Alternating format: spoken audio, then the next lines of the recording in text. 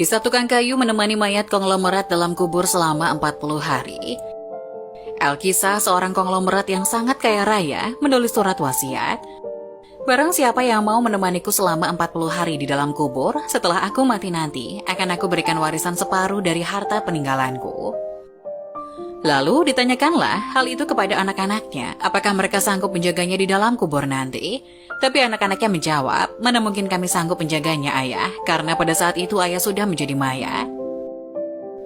Keesokan harinya dipanggillah semua adiknya, dan beliau kembali bertanya, adik-adikku, sangguplah di antara kalian menemani aku di dalam kubur selama 40 hari setelah aku mati nanti, aku akan memberi setengah dari hartaku. Adik-adiknya pun menjawab, apakah engkau sudah gila? Mana mungkin ada orang yang sanggup bersama mayat selama itu di dalam tanah? Lalu dengan sedih konglomerat tadi memanggil ajudannya untuk mengumumkan penawaran istimewanya itu ke seantero negeri. Akhirnya sampai jugalah pada hari di mana konglomerat tersebut kembali ke rahmatullah.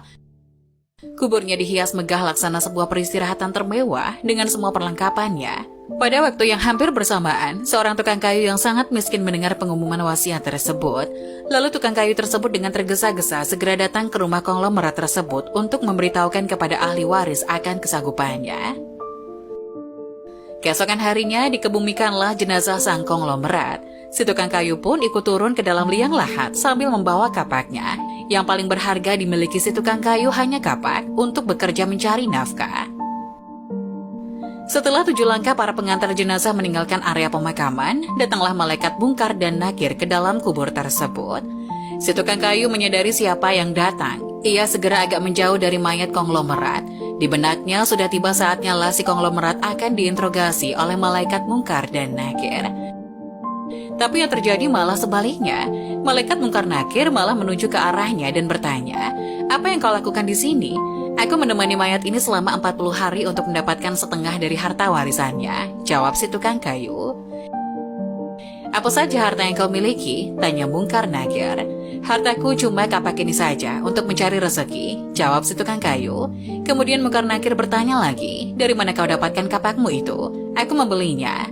Lalu pergilah Mungkar dan Nakir dari dalam kubur tersebut. Besok di hari kedua mereka datang lagi dan bertanya, apa saja yang kau lakukan dengan kapakmu? Aku menebang pohon untuk dijadikan kayu bakar, lalu aku jual ke pasar, jawabnya. Di hari ketiga ditanya lagi, pohon siapa yang kau tebang dengan kapakmu ini? Pohon itu tumbuh di hutan belantara, jadi tidak ada yang punya. Apa kau yakin? Lanjut malaikat. Kemudian mereka menghilang. Datang lagi di hari keempat, bertanya lagi, adakah kau potong pohon-pohon tersebut dengan kapak ini sesuai ukurannya dan beratnya yang sama untuk dijual? Aku potong dikira-kira saja, mana mungkin ukurannya bisa sama rata, tegas tukang kayu. Begitu terus yang dilakukan malaikat Mungkar Nakir, datang dan pergi sampai tak terasa sekarang 39 hari sudah. Dan yang ditanyakan masih berkisar dengan kapak tersebut. Di hari terakhir yang ke-40, datanglah Mungkar dan Nakir sekali lagi bertemu dengan tukang kayu tersebut. Berkata Mungkar dan Nakir, hari ini kami akan kembali bertanya soal kapakmu ini. Belum sempat Mungkar Nakir melanjutkan pertanyaannya, si tukang kayu tersebut segera melarikan diri ke atas dan membuka pintu kubur tersebut. Ternyata di luar sudah banyak orang yang menantikan kehadirannya untuk keluar dari kubur itu. Si tukang kayu dengan tergesa-gesa keluar dan lari meninggalkan mereka sambil berteriak, kalian ambil saja semua bagian harta warisan ini, karena aku sudah tidak menginginkannya lagi. Sesampai di rumah, si tukang kayu berkata pada istrinya, aku sudah tidak menginginkan separuh harta warisan dari mayat itu. Di dunia ini, harta yang kumiliki padahal cuma 1 kapak ini. Tapi malaikat Mungkar Nakir selama 40 hari yang mereka tanyakan dan persoalkan masih saja seputar kapak ini. Bagaimana jadinya kalau hartaku begitu banyak? Entah berapa lama dan bagaimana aku menjawabnya.